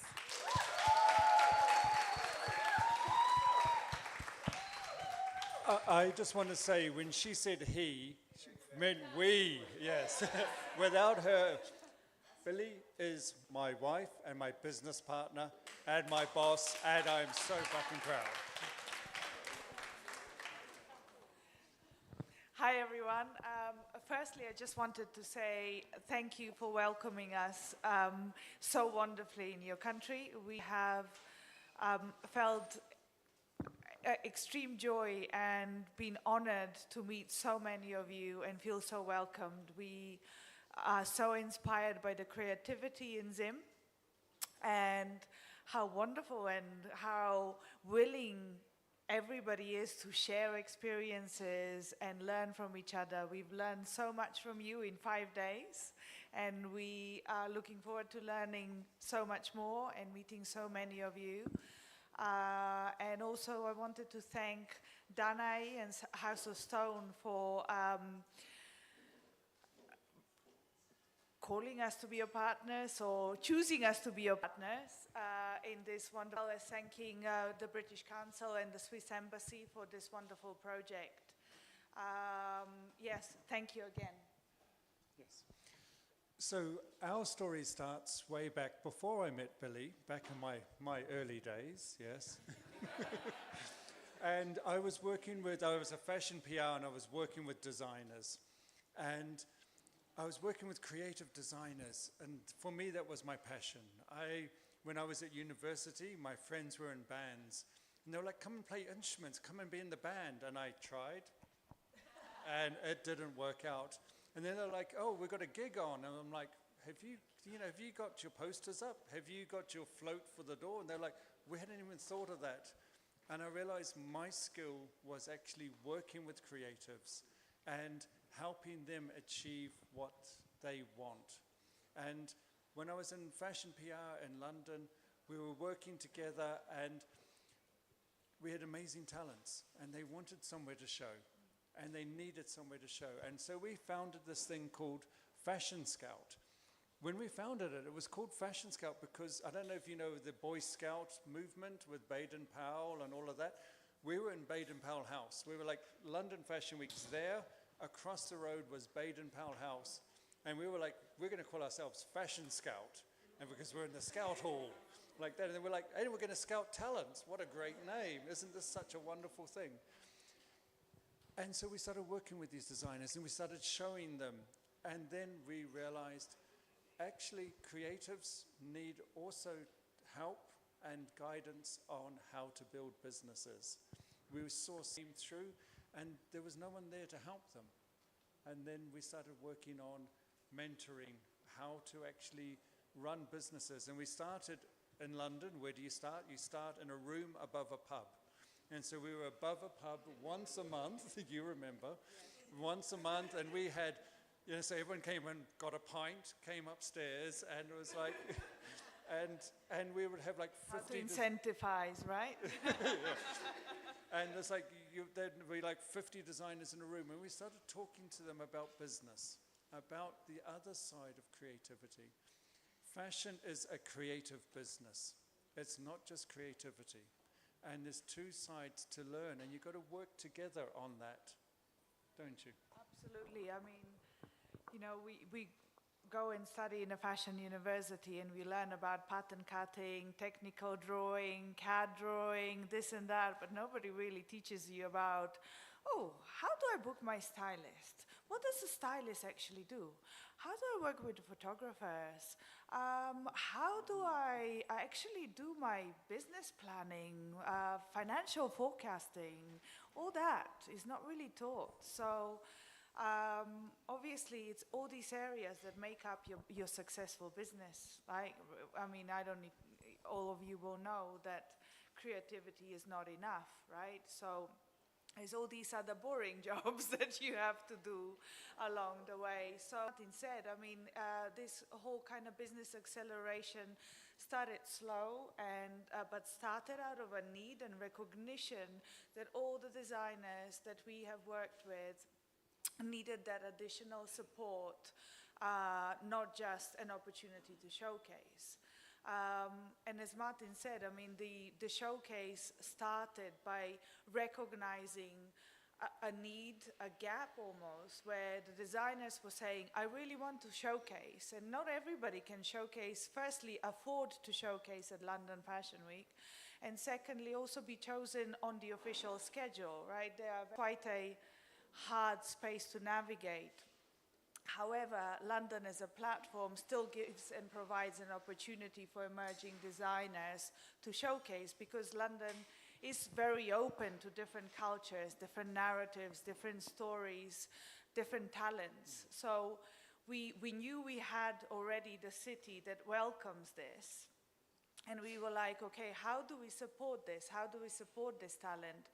Let's create a space, a safe space, but that is also professionally run, that actually offers that catwalk opportunities, exhibitions, presentations, where designers could come and contact us and say, right, I'm a talented designer, but I don't know anything about running events. I don't know anything about how to showcase my product, but I know I should be, or I've been told I should go to London to showcase my stuff. So hence, obviously, how we started Fashion Scout. And Billy's originally from Macedonia. I'm originally from New Zealand. We lived in London. That's where we met, very fortunately. And we lived in London for many years. But our approach was, fashion is global. There's talent everywhere in the world. And when we started, so it was mentioned before about Iris van Herpen. Do you guys know who Iris van Herpen is? Yeah. If you don't, have a look on Instagram. Iris van Herpen is one of the most talented designers in the whole universe.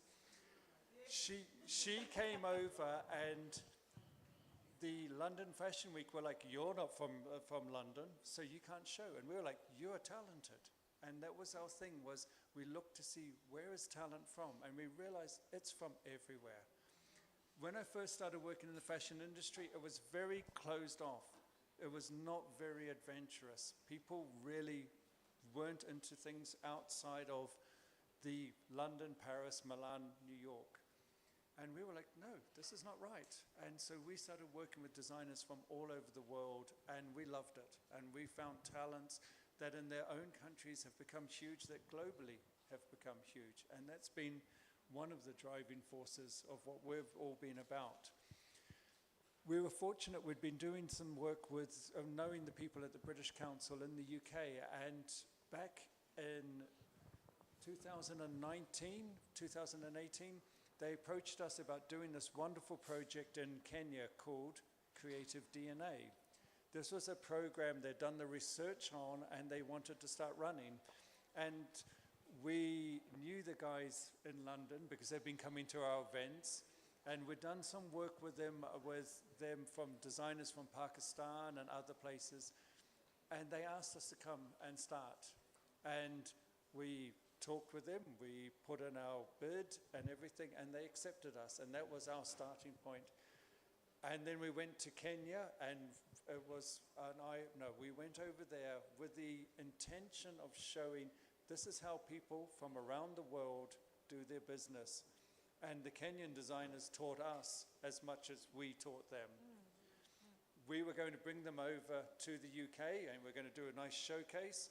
And then this little thing called COVID came along. You may remember those times. And suddenly everything changed. And we were like, okay, what are we going to do? We can't bring them over. We can't go over. And so we started looking at doing something digitally. How can we actually showcase their work? Meanwhile, we're getting phone calls from British designers going, what's going on? We have stores, but we can't sell because all of our stores are closed. What could we be doing? We've been in Kenya and we've been talking to these designers about Instagram, WhatsApp, how do they sell? How do they communicate with designers? And we're talking to these British designers going, you know what? In Kenya, this is what these designers are doing. You should be listening to what these designers in Kenya are doing because this is the way forward. And reality is what the designers in Kenya were doing at that time actually are what the designers in Europe are doing now. As the whole wholesale retail system has changed, they're now reaching out to their designers and they're using the processes that were, for us, shown to us by designers there. This is the lesson.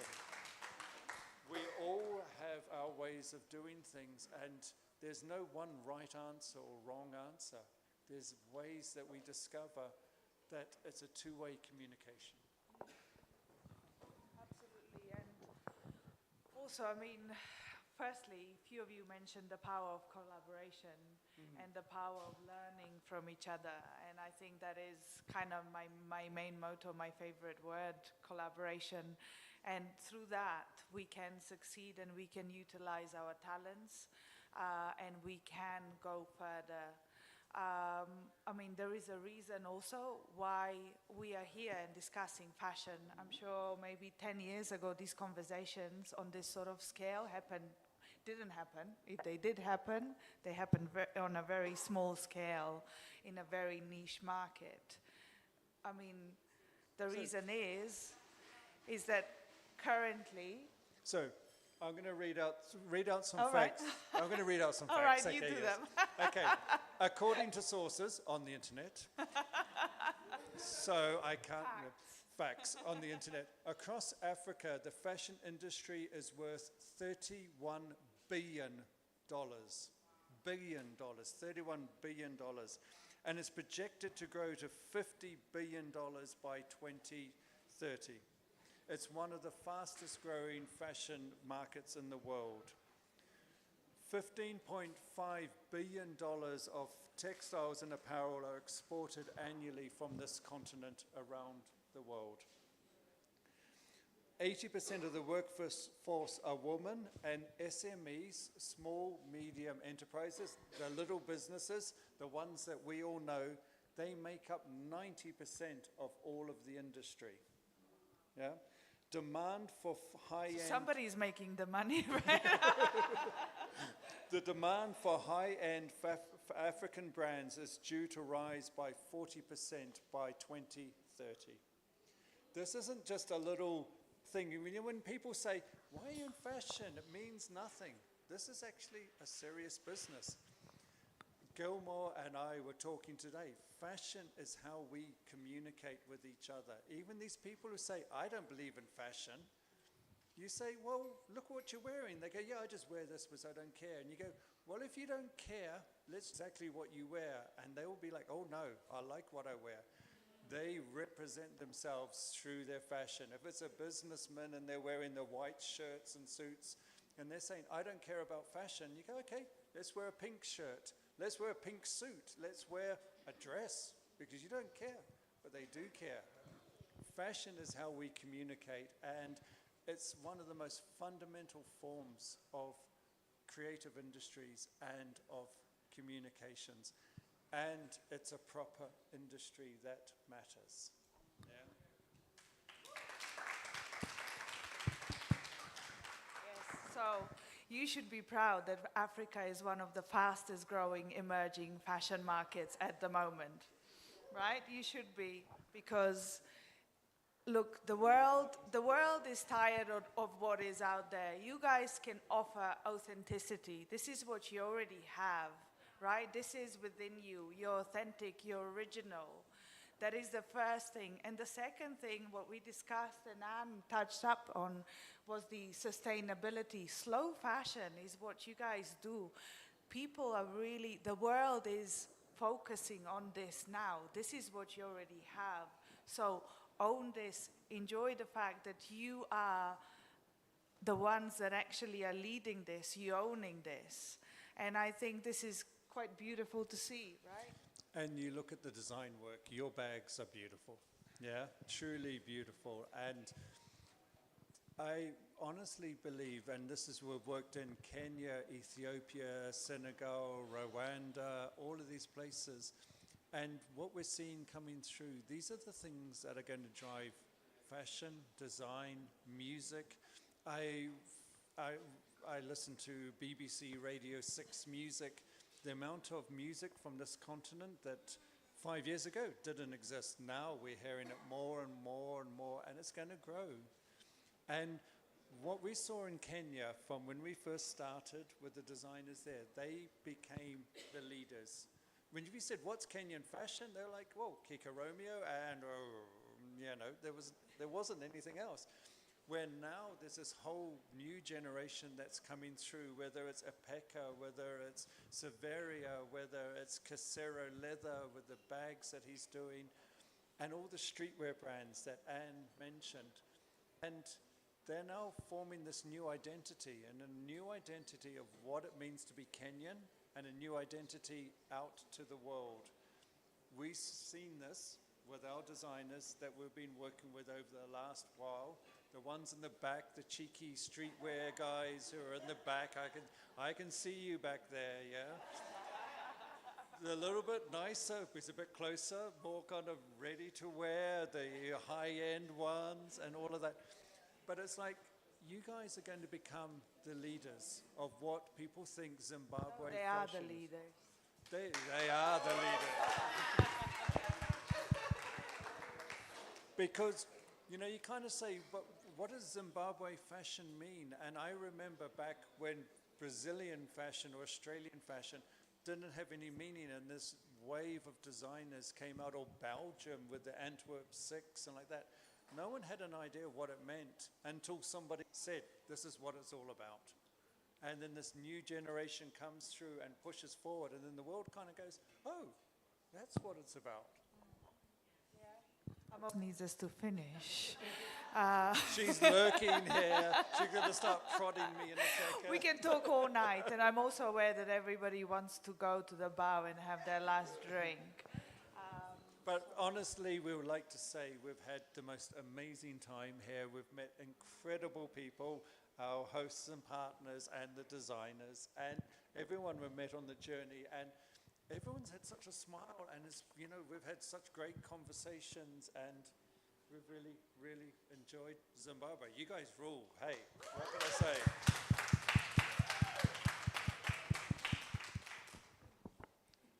Thank you so much, Martin and Billy. And I'm sure the conversations don't end here. I'm taking just 2 questions. Remember, I've got bosses behind me. 2 questions, or they were clear? Oh, great. We can go to the bar. Yes. But let me warn you, after this, they will come running in your private corner.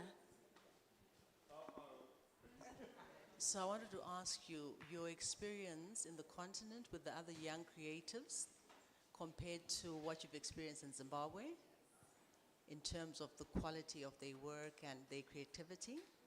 Are you able to share that?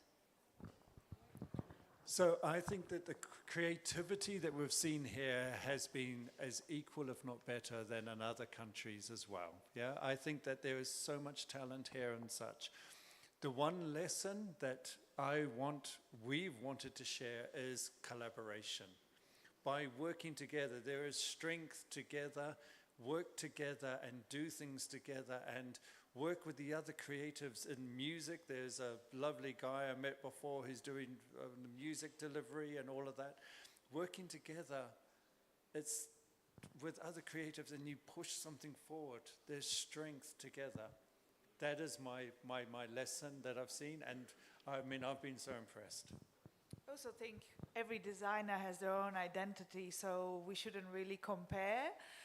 Kenyan designers had their own vision, their own values, their own weaknesses, and Ethiopian and Sudanese, etc. So we've seen that, but the most important thing is the desire to work, to create, and be proud of where you come from, be proud of your heritage, and not just use it as a source, but actually use it as that language, as that passion that you carry and you communicate in your creation. I'm asking something on behalf of everyone. Which awards, prizes are important to apply for, and like if you want to be recognized on the global stage? I think if you're a designer, if you apply to things that can give you exposure, that gives you the new experiences, this is what's important. Talking to Danai, talking to you, talking to other designers, these are the things that take you, and then sometimes you travel outside your country, and that's when you suddenly realize what it is that you have back home. I come from New Zealand, and it wasn't until I went somewhere else that I realized how much I had back there.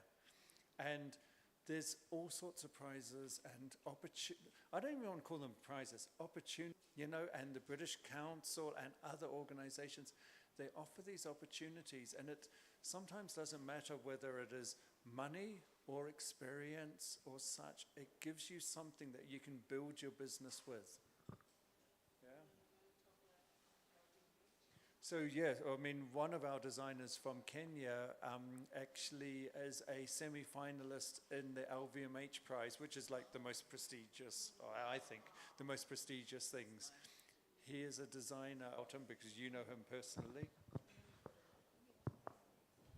I just want to point out that the whole collection is crochet, and that's what I remember from Zimbabwe in 2004. And while I've only seen Chido wearing something like that. This is a Zimbabwean designer as well, Fungai Mzoroza. So Yoshita 1967, the people making his Zimbabwean, his crochet pieces, he's now hired quite a lot of people that went through a program I did, but most of them are Zimbabwean nuns based in Nairobi. If you go on Yoshita 1967, that's the backbone of his crochet brand. And this is that heritage thing, you know, that this is what the skills are, and he's taking it onto a modern level. His visuals and his storytelling remembers the roots, but then he moves it forward into something that people hadn't seen before. Okay, I'll ask the last question. So I was just pondering, how do you guys select when you're scouting? What do you look for? What are you looking at when you're thinking about, okay, Authenticity. Okay. Yeah, we're looking for a story. We're looking for something that's telling us something. You know, we get hundreds of designers from around the world that approach us. And as Anne said, sometimes they just send a message saying hello. And it's like, okay, I don't know what I'm going to do with that. Send us and they'll say, this is what we're about.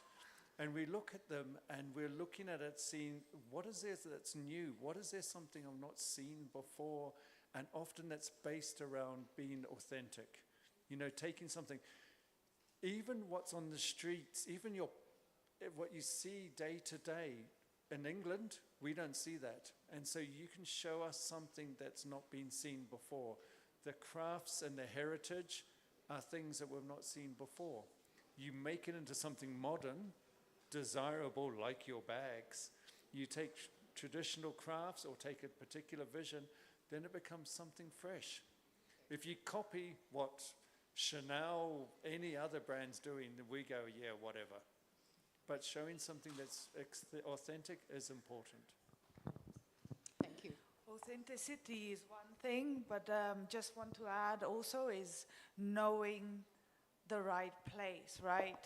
We, lots of everybody, all the designers or most of the designers have got their own authenticity. However, it doesn't mean that they fit for the catwalk, or it doesn't mean that they fit for a particular store or a shop. So I think that's also on the same sort that he sends us their profile and says, I would like to showcase with you, or could you please profile me on your platform, because I would like to, be featured. I would like to get the exposure. And they are selling leisure wear, right? They're not right fit for us. They may be or apparel, right? They may be the right, great brand. They have something really strong going, but they do not fit with what we do. So I think it's very, very important to understand your market, to understand your position, your customer, and what you want to do with that. Because again, if we don't choose somebody to be featured, or we don't choose somebody to have a showcase, a catwalk show, that's not because we don't respect their creativity. It's just that they don't fit with us. Or London Fashion Week or show. Well, I hate to be a party pooper. But your boss. Thank you so much. Please help me thank Martin and Billy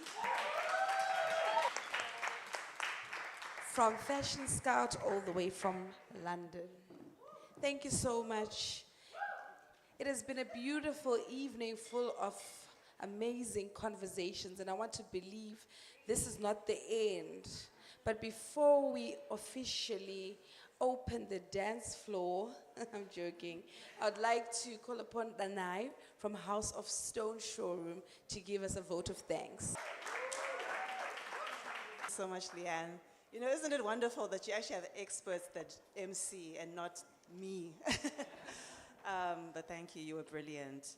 And I also want to extend a thank you to everyone that has actually taken the time to show up today for the Creative DNA program, for the designers, most importantly, because ultimately we are convening here for our Zimbabwean designers. And I just want to say to our CDNA Year 2 2026 designers, you're amazing! Huh? Of course, you guys are amazing! But I just want to extend a thank you. Firstly, Shido, your work is amazing. It's a work of art. And I think earlier someone was asking about what is our cloth identity. And I often say in Zimbabwe, we're not a cloth people. We are a material culture people. We create objects of meaning that we can carry with us, and that is an object of meaning that we can carry with us. It's our identity that we can carry with us. And I'm proud to say that I know you. I'm proud to say that I own a patch bag myself. And I'm so proud that you got selected for such a great opportunity, and I'm hoping that more and more doors open up to you. And I actually think as doors open for you, you're also going to open up doors for others. And when we sent out our flyers, we said it's the night of the Titans. I was very dramatic. I said, yes, we're using Titans, because that's what they are. Auntie Joyce, you are a vision and a visionary. Your work is legacy work that is breathing life still until today, and it's going to live long before you. And honestly, growing up as a designer, coming to your store was an experience. And as a storyteller, I always say I want to create immersive experiences, and that's what it is to go into a Joyce Chimanye store. You really triggered my mind as a young child, and to be able to have you here, to have you share your knowledge, your wisdom, even how you've been inputting into the Creative DNA program. And at every turn, we're like, Auntie Joyce, come. And she's like, sure. She's a builder. she's a builder of our industry. She's invested in our industry. And to be honest, like, not giving away age groups or anything, but she could be well rested at her house. She doesn't have to be here right now. She is successful. So the fact that she's actually giving her time to us, take advantage of it. Don't take for granted the knowledge system that she has within her that is available to her. So I want to say thank you. I want to say I love you. I appreciate you. You're a queen.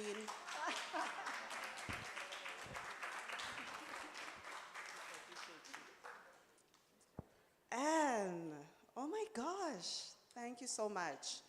Thank you for coming through like an intro. You know, guys, can I tell you something? If you're not in our cohort this year, please have FOMO because it has been so brilliant.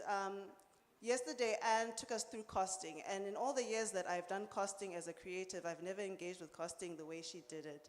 She brought heart and value back to the designers through the way she helped us engage with costing. And I appreciate you so much. You are a presence, you're an aura. You're an aura, you know, and I appreciate that, you know, Billy and Martin had the sense to bring you along on this journey. It's nice when you find very intelligent partners, you know, that are really well connected. And I'm so happy that you said yes to the bird call and that they summoned you all the way to Zimbabwe and that you're having a fantastic reunion. Can I tell you something? If you want to know everyone in Africa, just talk to Anne. She knows everyone. When I say that, I'm not joking. She knows everyone. And then last but definitely not least, our UK delivery partner, Fashion Scout. Thank you for saying yes. You know, I know earlier you said that I picked you, but to be honest, it was a mutual selection. To be very honest, they're carrying me. And when I say they're carrying me, it's like, even when I selected them, I was afraid. I said, but they know so much. And I'm just like a little fish in a big pond. But, you know, for them to even be able to humble themselves and to say yes and to say we're coming to Zimbabwe and we're going to partner with House of Stone Showroom is very humbling to me. And I've really seen the impact that you guys have had on our cohort this year. I'm actually moved by it because I can see the passion that you guys have had and how you share it with everyone, all the creatives. These guys, honestly, they don't even want to hang out with me. They're like with the cohort, they're deep down with them, you know, like they just, it's like they're one with us. And I think they can actually confirm it, that, you know, they freely get to talk to them, they're accessible to them. And I think the heart in which you guys move within your work is something that I really, really admire and I actually look up to. And I just observe you guys and I'm like, one day, one day me. So thank you so much for coming to Zimbabwe and just sharing your expertise.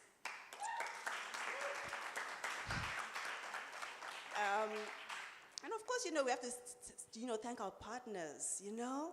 The British Council, what would we do? We have one of their representatives, actually 2 or 3 of their representatives here today. If they could please stand up. Come on, hey!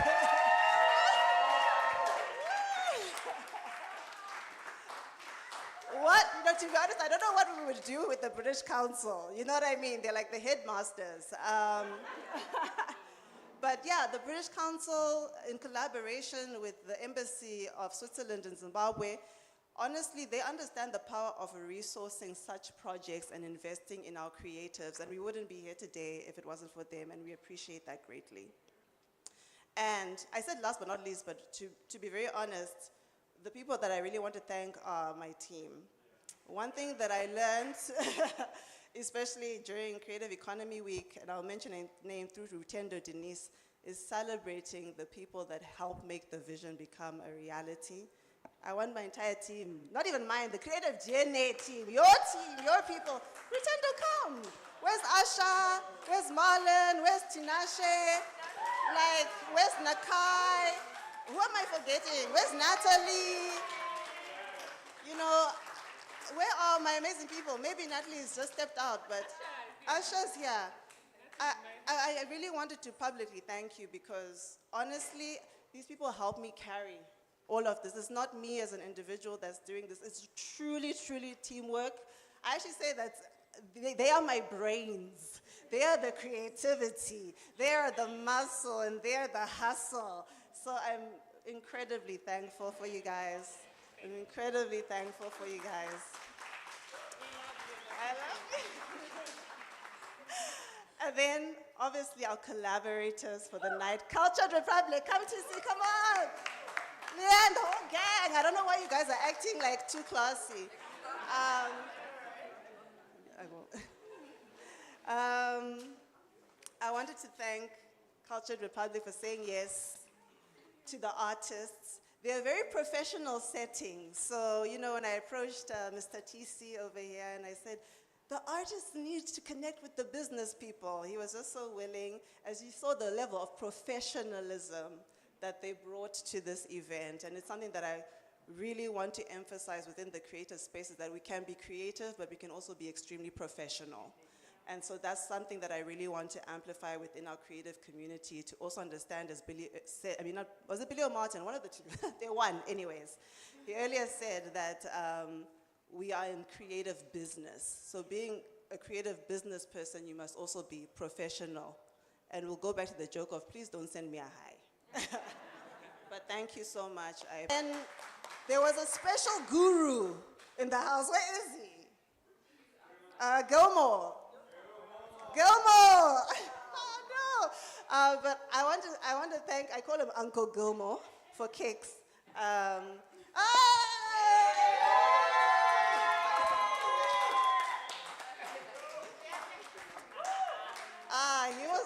thanking you. The work that he is, no, where are you going? Come over here. The work that Gilmore is doing is the work that is needed. I think tonight we spoke a lot about collaboration, identity, and he is taking the time through his program, I Wear My Culture, to really go into what some people would deem the trenches, to really connect with the people and unearth the knowledge in those communities and share it with the designers so that they can interpret it into design that we can export to the world. We kept asking ourselves, who are we? Identity, identity. Pick his brain. Knock on his door.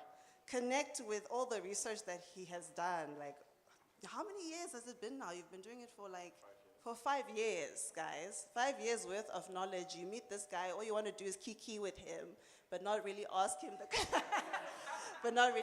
the questions that need to be asked. But I wanted to say I appreciate you so much. We've been on such a beautiful journey together, and I pray that we just continue to journey together.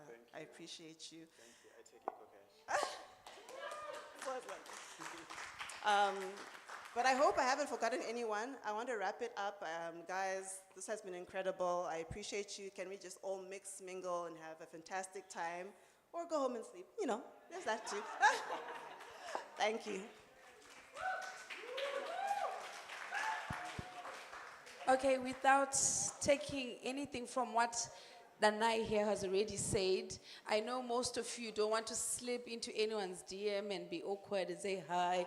They're here today, they're here right now, they're here for you. Please make the most out of this opportunity. But before I put the microphone down and drop it, I want to thank Newlands Country Club. They are always great hosts. I have been to use different venues in the same place, upstairs, downstairs, everywhere, and the consistency in their service has always been remarkable. Thank you, Newlands Country Club, for the venue, for the food, your staff, your service. We are grateful. And with that said, please do remember Cultured Republic is a lifestyle brand, and we can host any networking event that you would like to have. Thank you so much.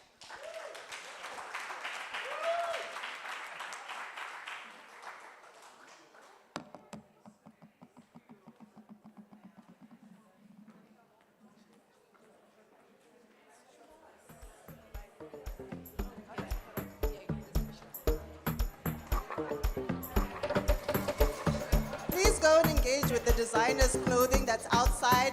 As you leave, just make sure you stop and just check out some of the designer's clothes.